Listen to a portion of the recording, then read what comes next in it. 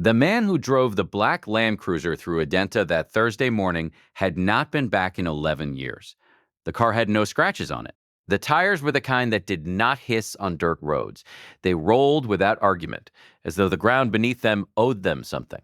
He slowed down at the junction near the old mango tree on Liberation Road at 8:14 a.m. and looked at the row of zinc-roofed shops and the women selling waki from coal pots the way they had always sold it. And for a moment, his hands did not move on the wheel. He was not ready for what he was about to find. He did not know that the woman who had given him his first school uniform in 1993, pressed flat with a coal iron she had borrowed from the neighbor 3 compounds down, was now sleeping on a mat in the back room of his uncle's house. He did not know that the room had no window. He did not know that the mat was thin enough to feel the concrete underneath. He did not know because he had not asked. What he would learn by 11 o'clock that morning would not take long to understand. But understanding it and carrying what it meant about himself, that would take considerably longer. Kwadwo Mensah Owusu was 41 years old. He was 187 centimeters tall and had the kind of hands that suggested he had not always been rich. The left thumb carried a scar from a catapult accident in 1991, and the knuckles on both hands were wide. From years before the money, years the money had not erased. He wore a white kaftan, clean, no embroidery, and a pair of dark leather sandals that had been made to order at a workshop on Hatso Road in Accra. His cologne was faint. He was not a man who needed to announce himself. He had left Adenta in 2015 with 460 Ghana cedis in his pocket, a Nokia phone with a cracked screen, and a folder of documents from the district land office that his mother had spent 3 weeks helping him gather. She had woken at 4:30 every one of those mornings, ironed his one good shirt, the blue one with the small check pattern that he had bought from the Cantonmento market in Accra for 18 cedis, and put food in a plastic container so he would not have to buy breakfast. He had taken the Accra bus to Tema, and from Tema, a container ship to Rotterdam, carrying nothing that mattered except the folder and the memory of his mother standing at the gate with both hands raised slightly, the way she always stood when she was not saying the thing she most wanted to say. His name in Adenta was Kwadwo. In Rotterdam, and then in London, and then eventually in Houston, Texas, he became KO, initials that people invested with meanings he never offered to correct. He had built his company, a logistics and supply chain consulting firm, over 7 years of work that averaged 16 hours a day in apartments that averaged 40 square meters. By 2019, the company was valued at 3.2 million US dollars. By 2022, it was 14 million. By the time he turned 40, it had crossed 40 million, and there were 3 offices: Houston, Dubai, and Accra. The Accra office had been open for 8 months. He had not visited Adenta in all that time. He told himself it was because of the schedule. He told himself it was because of the quarterly filings, the Dubai expansion, the new government contract in Abuja that required him in Nigeria on 11 separate occasions in the past year. He was good at the telling. He had been telling it for a while. What was true was simpler and worse. He had not come back because he was afraid of what coming back would require him to feel. His mother's name was Maymim Ama Owusu. She was 68 years old. She was 152 centimeters tall and had weighed 49 kilograms at her last measurement, which had been taken not at a hospital but at a pharmacy on the Adenta main road, on the small scale near the entrance that charged 2 cedis to stand on. The pharmacist, a young man named Sylvester who wore a white coat that was 2 sizes too large, had not looked up from his phone when she asked about the cost of her blood pressure medication. He had told her the price and then told her the price again when she said she only had part of it. He had not lowered it. He had not offered the partial amount in exchange for fewer tablets. He had said, with the flat voice of someone reciting a policy, "We don't split prescriptions, Auntie." She had thanked him and walked back out into the Thursday morning heat. Her shoes were brown leather flats, the right one worn through at the inner sole so that her heel touched the ground directly when she walked on hard surfaces. She had glued the sole back in place twice with rubber cement. The glue held for 3 weeks the first time, and 11 days the second. She had not tried a third time. The shoes had been given to her by the women's group at her church for Christmas 2 years ago. She had worn them with care. She still wore them with care. In her purse, a small black woven bag that she had made herself 22 years ago from strips of kente offcuts that she had bought for Forsetti's at Makola Market, she carried a folded piece of paper. It was a letter. It was not recent. The ink on it had faded enough in places that she had to hold it under a lamp to read the signature at the bottom, but she had read it so many times that the fading didn't matter. She did not need to read it anymore. She had the words in the place where things live when they've been read past the point of reading. The letter was from Kwadwo. It was dated October 2017. It was the last letter he had sent. She had received 43 calls from him since then, never longer than 4 minutes, and 42 electronic money transfers that she had collected at the Momo booth near the junction. The transfers had kept her fed. The calls had not kept her present. There is a difference between a person being alive somewhere and a person being with you. And Mame Ama Owusu understood this difference the way people understand things they did not choose to learn. She was living in the back room of her husband's brother's house because she had not been able to pay the rent on the 2-room apartment she had occupied since Kwadwo left. The arrears were 4 months. The landlord, a man named Emmanuel Ose, who ran a spare parts shop on the Accra-Tema motorway, had not been unkind about it. He had been patient in a way that had its own particular weight. The weight of a man who would eventually have to stop being patient, and both of them knowing the date was approaching. When it came, he had sent his son, not himself, to tell her the son was 19 and had not known what to do with his face while he delivered the message. He had looked at a spot just past her shoulder the entire time. She had left the apartment on a Saturday with everything she owned in 2 fabric bags and 1 plastic crate. She had cleaned the apartment before she left. She had scrubbed the bathroom floor on her hands and knees. She had washed the windows. She had swept every corner. The landlord's son had watched this from the doorway and had not said anything and had not helped. Her brother-in-law, Kofi Owusu, was not a bad man. He was a man with a full house and a wife, Afia, who wore her resentment quietly and distributed it through small daily decisions. Whether the soup had enough salt, whether the market list included items for the back room, whether the television volume needed to be turned down at 9 p.m., Mame Amma understood all of it. She had never complained. She had never mentioned Kwadwo in this house unless she was directly asked. She had continued to wake at 5:30 every morning to sweep the compound before anyone else was up. To contribute what she could from the small sums she made selling groundnut paste at the Saturday market, 16 Ghana cedis on a good Saturday, sometimes 12, sometimes 8 if the rains came. She had a pressure cooker and a Bible and the black woven purse and a letter. These were the things she carried. If this story is already sitting somewhere uncomfortable in your chest, stay with it. What Kwadwo finds when he reaches that compound is something that will not let him leave the same way he came. He found out from Pauline. Pauline Addo was 63 years old and had been selling kenki and fried fish at the corner of the Adenta Junction since 1998. She was a small woman with arms that looked like they had never stopped working and a voice that came out at roughly the same volume whether she was calling a customer or delivering the hardest truth she knew. She had gone to school with Kwadwo's mother. She had attended Kwadwo's outdooring ceremony in 1983. She had also watched from her coal pot at the corner every stage of what the last 4 years had looked like for Mom Amma. When the black Land Cruiser pulled up at 8:14 a.m., and a tall man in a white caftan stepped out and stood at the junction, looking around as though he was counting what had changed. Pauline had put down her ladle and looked at him for a long time without speaking. Then she said, "Kwadwo." It was not a greeting, it was an identification. The way you identify something you have been waiting to see for a specific purpose. He came to her stall. He bought kenki. He did not eat.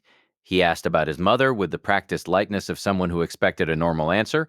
Pauline looked at the kenki in his hand and then looked at his face, and she decided in that moment not to be gentle about it. She had been gentle in her own way for 4 years, by not calling him herself, by not sending a message through the networks of people who could have reached him, by waiting.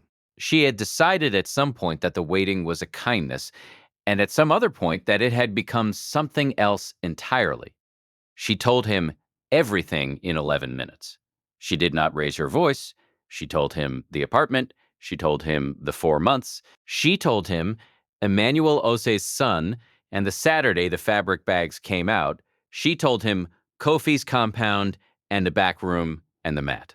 She told him the pharmacy and Sylvester and the blood pressure medication that Mamema had been taking half doses of for 6 weeks because she could not afford the full prescription, which cost 47 CDs and 80 pesos, and which she had been splitting into 14-day portions that were meant to last 30 days. Quadwo stood holding the Kenki and did not speak for the length of time it took a Trotro to pull up, load 5 passengers, and pull out again.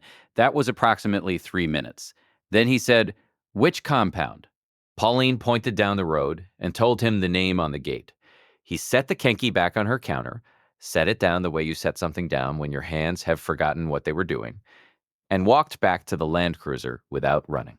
He did not run because running would have been for his own comfort, and this was not the moment for his comfort. The gate of Kofi Owusu's compound was green metal. The paint faded to the color of old paper. There was a handwritten sign near the latch that said, "No agents," in red marker. Quadwo pushed it open at 8:31 a.m. and stood in the compound for a moment, letting his eyes adjust from the brightness of the road to the shade of the mango tree that filled most of the yard. He did not have to look far. His mother was at the back of the compound, near the outdoor kitchen, sitting on a low wooden stool and shelling beans into a metal bowl that was balanced between her knees. She was wearing a faded blue house dress and the brown leather flats with the worn right sole. Her hair was wrapped in a cloth the color of dry earth. Her back was slightly bent over the bowl. Her hands moved without looking, the way hands move when they have done a thing so many times they no longer need supervision. She heard the gate and looked up. The distance between them was approximately 9 meters. She looked at him for 3 full seconds before she recognized him, not because she had forgotten his face, but because she had stopped expecting to see it in this compound, in this yard, in this ordinary morning. She had arranged herself for a life in which Quadwo was a voice on a phone and a notification from Momo. The physical reality of him, in a white caftan, standing 9 meters away, required a moment of recalibration. When the recalibration completed, she set the metal bowl on the ground beside her stool. She did not drop it. She placed it down with both hands carefully as though the beans were something precious. Then she stood up slowly. The slow rise of a woman whose knees understood the weight of 68 years, and she straightened, and she looked at him the way she had always looked at him, directly, without performance, with the full weight of knowing exactly who he was. She did not cry. She pressed both hands flat against the front of her dress, once, the way you press your hands against something to confirm it is real. Then she opened her arms. He crossed the 9 meters in 8 steps and held her the way a man holds someone when he has no other language for what he is carrying. She smelled of shea butter and something like coal smoke, and beneath both of those, something older, something that belonged specifically to her, that he had not smelled in 11 years, and that he recognized in a place deeper than thought. He did not speak for a long time. When he did, he said only, "I'm sorry, Mame." She pulled back and looked at his face the way she had always looked at his face when he said something important, carefully checking whether the words went all the way down. She decided they did. She patted the side of his face once with her right hand, the hand with the familiar calluses, and said, "Come inside." Inside meant the back room. He followed her through the narrow corridor of the house and into the room, and he stood in the doorway of it, 2.8 meters by 3.1 meters, no window, a single overhead bulb, the mat on the concrete floor with a thin floral blanket folded at the foot of it, and a plastic crate in the corner with her folded things stacked in it, and the Bible on top. He stood in the doorway of that room for exactly as long as it took to understand it. Then he stepped back into the corridor and went to find Kofi. Kofi Owusu, was in the front room watching morning television when Quadwo appeared in the doorway. He was a man of 62 with a heavy face and the manner of someone who had adjusted his expectations enough times that he had made a permanent peace with disappointment. He looked at Quadwo for a moment and then turned the television down. Quadwo said with no preamble and no loudness, "What does she owe on rent?" Kofi named a figure, 4 months at 350 cedis per month. Quadwo transferred 1,400 cedis from his phone before he walked back to the compound. He also transferred 2 months in advance. He did not say this was apology money or face-saving money. He said nothing that named what it was. He transferred it and put the phone back in his pocket. He was in the back room with his mother by 9:15 a.m. with a pen and a piece of paper from his car's dashboard compartment, and he was writing down what she needed, not what he assumed. What she told him, item by item, in the quiet way she described things, the blood pressure medication, the shoes, the matter of the mat, the matter of the window, the matter of the pharmacy on the main road, and the young man named Sylvester. She mentioned Sylvester the way she mentioned most things that had been difficult, briefly, without drama, as though she was reporting a weather event rather than a small daily humiliation that had been happening for 6 weeks. He wrote it down. He also wrote down that she had been selling ground nut paste at the Saturday market for 16 cedis a good week, and that she had continued to do this not because she had to, but because she chose to. And he did not try to talk her out of it. She was not a woman who needed to stop working. She was a woman who needed to stop working in fear. There was a difference, and he was beginning to understand the full geography of the distance between those two things. By 10:30 a.m., he had made 4 calls. The first was to a property agent he knew in Adenta, who had a 2-bedroom apartment near the Community 9 junction. Ground floor, cross-ventilated tiled floors. That was currently vacant. The second was to a furniture company in Accra. The third was to a pharmacy chain he had dealt with through the company health plan to arrange a standing credit account. The fourth was to his own office, to cancel 3 meetings that had been scheduled for the afternoon. His mother sat on the low wooden stool and watched him do all of this, and when he finished, she said, "You ate?" He said no. She said, "Come," and led him to the outdoor kitchen, and she cooked for him the way she had always cooked. Jollof rice with fried plantain and a piece of chicken from ingredients she sourced from her own small stock without asking anyone. Moving in the outdoor kitchen with the precision of a person who has made the most of limited resources so many times it no longer looks like effort. And the smell of it filled the compound and reached the front room where Afia was pretending to fold laundry. He sat on the stool where she had been shelling beans and watched her cook and did not look at his phone. The rice was the best thing he had eaten in 11 years. He did not say this. He ate every grain. She watched him eat with the particular expression of a woman who is performing a calculation that has nothing to do with food. When he was finished, she went inside and came back with the black woven purse and took out the folded letter and placed it on the small plastic table in front of him. She did not say anything. She sat and looked at him, looking at the letter. He picked it up. The paper had soft creases from being folded and unfolded. The ink in the date, October 2017, had faded to the color of weak tea. His own signature at the bottom was still dark. He looked at the letter for a long time. He looked at his mother. "You kept it," he said. She said, "I keep everything." He understood then that the letter in his hand was not a letter. It was a record of the last time he had been fully present to her, the last time he had sat down and thought carefully about what to say and written it in a way that required him to stay in one place long enough to finish the thought. 7 years ago, he had been 34. He had been in Houston in a 40 square meter apartment, and he had written this letter by hand because she did not use email. And he had written it on a Sunday when the work had stopped for one day, and he had sat at the kitchen table and allowed himself to miss her without managing the feeling. Everything after that had been management. He folded the letter the way it had been folded. He matched the creases exactly and placed it back in the woven purse. She watched his hands do this and did not comment. "I'll be here next weekend," he said, "and the one after." She said, "You don't have to promise." He said, "I'm not promising. I'm telling you what I'm going to do." She looked at him for a moment with the same evaluating look she had used at the gate. Then she nodded, once, with the quiet finality of a woman who has decided to believe something carefully, not carelessly. The apartment near Community 9 Junction was ready by the following Friday. It was 83 square meters with louvered windows in both bedrooms that opened to a small courtyard where a bougainvillea had grown along the eastern wall for what appeared to be many years. The tile in the main room was cool underfoot at 6 a.m., which Quadway had been told, and which his mother confirmed on the morning she walked in for the first time, removing her shoes at the door out of habit, feeling the tile with her bare feet, and standing still for 3 seconds before she moved further inside.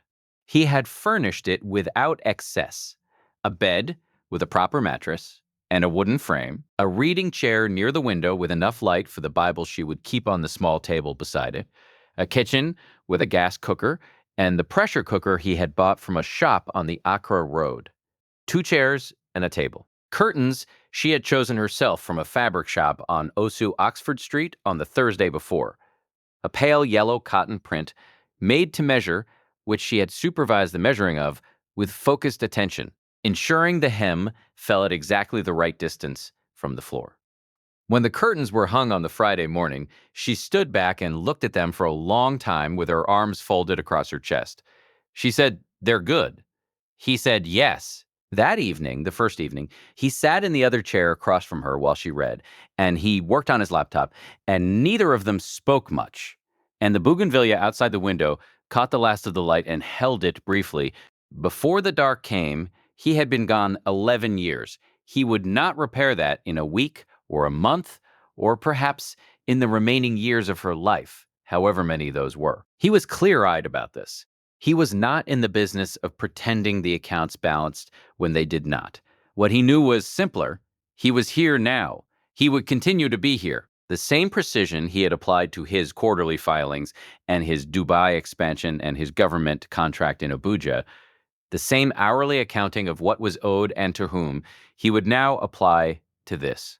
She was 68 years old. Her blood pressure medication cost 47 cedis and 80 pisuis for a 30-day supply.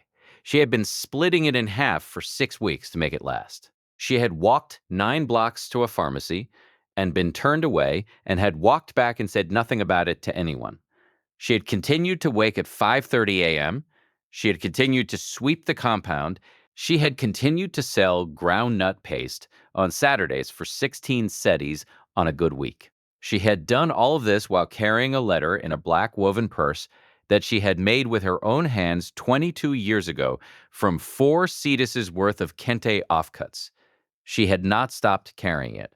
Some people spend years building something extraordinary and believe that the building is the point. They count the floors, they calculate the value, they do not look behind them to check who they left standing at the gate. You can cross an ocean. You can change your name. You can build $40 million out of 16-hour days in 40 square meter apartments and believe that the building excuses the leaving. But there is an accounting that money cannot settle, and it does not wait patiently. It does not issue reminders. It simply accumulates. What Kwadwo Mensah Owusu found on a Thursday morning in Adenta at 8:14 a.m. was not a problem to be solved with a transfer and a 2-bedroom apartment.